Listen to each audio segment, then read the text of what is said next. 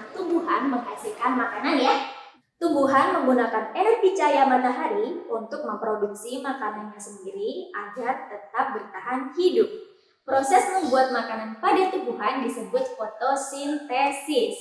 Tumbuhan menyerap cahaya matahari melalui daun. Kemudian, nah ini ya anak-anak, hasil akhirnya adalah karbohidrat dan oksigen. Pernahkah ibu dan bapak guru mendapati sebagian peserta didik tidak antusias saat pembelajaran? Misalnya ketika materi yang dibahas sifatnya abstrak. Ada kalanya peserta didik terlihat kurang bersemangat, bingung karena tidak mengerti dengan materi pelajaran yang disampaikan, atau mengantuk karena hanya mendengarkan guru ceramah. Lantas bagaimana caranya kita menarik perhatian peserta didik sekaligus membantu mereka memahami materi dengan mudah dan optimal? Nah, ibu dan bapak guru dapat mengatasinya dengan strategi pembelajaran berdiferensiasi melalui gambar. Mari kita bahas lebih lanjut. Pembelajaran berdiferensiasi berpihak kepada peserta didik karena pendidik merancang pembelajaran sesuai dengan kebutuhan peserta didik. Pendidik juga mengatur waktu, ruang, dan kegiatan yang akan dilakukan peserta didik, tidak hanya menyajikan informasi saja. Apa saja manfaat media gambar untuk pembelajaran di kelas? Pertama, menumbuhkan daya tarik pada diri peserta didik, kemudian mempermudah pemahaman yang sifatnya abstrak. Selain itu, kita dapat memperjelas bagian penting atau bagian kecil sehingga mudah dipahami dan diamati. Terakhir, menggunakan media gambar dapat menyingkat suatu penjelasan yang panjang. Tentunya, penggunaan media gambar harus relevan dengan tujuan pembelajaran yang akan dicapai. Bahan pelajaran yang sifatnya fakta, prinsip, dan konsep dapat disajikan melalui media gambar agar lebih mudah dipahami oleh peserta didik.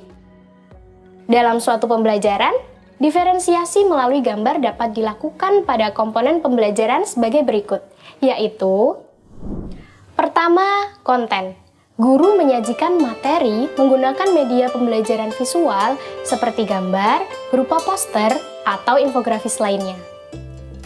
Kedua, proses. Guru merancang aktivitas pembelajaran di mana peserta didik aktif melakukan penggalian informasi atau menuangkan pemahaman melalui gambar. Ketiga, diferensiasi pada produk. Peserta didik dapat membuat produk akhir pembelajaran berupa gambar, poster, komik, atau bentuk visual lainnya. Terakhir, guru dapat mengatur lingkungan belajar yang kondusif bagi peserta didik. Misalnya menyediakan media dan peralatan untuk mendukung tercapainya tujuan pembelajaran.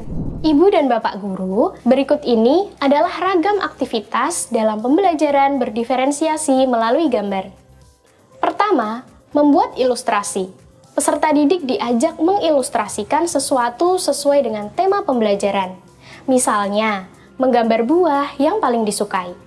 Kemudian menjelaskan tentang buah tersebut di depan kelas. Kedua, membuat ilustrasi dan memberi keterangan. Peserta didik mengilustrasikan poin-poin penting dari materi yang dipelajari. Misalnya, peserta didik mengilustrasikan proses fotosintesis yang telah dijelaskan oleh guru atau berdasarkan bacaan yang ada di buku.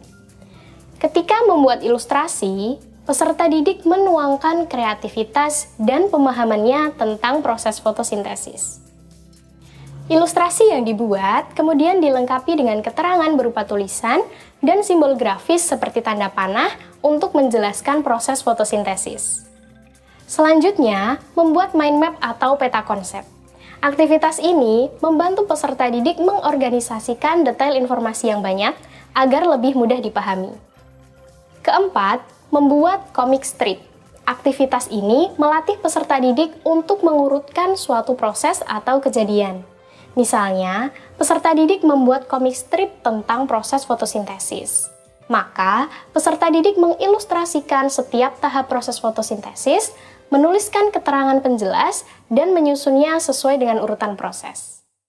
Semua ragam aktivitas tersebut dapat dilakukan pada jenjang SD, SMP, dan SMA dengan modifikasi sesuai dengan kebutuhan, dan tujuan pembelajaran masing-masing jenjang. Ibu dan Bapak guru, masih ingatkah dengan situasi kelas Bu Nana?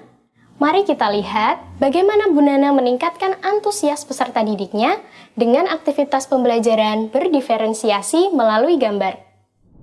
Silakan buka buku paket IPAS halaman 11.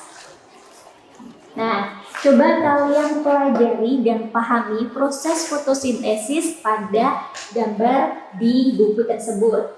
Sambil membaca, kalian siapkan 1 atau 2 pertanyaan yang belum kalian pahami ya. Baik, Bu. Peserta didik diajak untuk memahami konsep dari gambar secara mandiri. Guru dapat berkeliling dan membimbing anak jika dibutuhkan.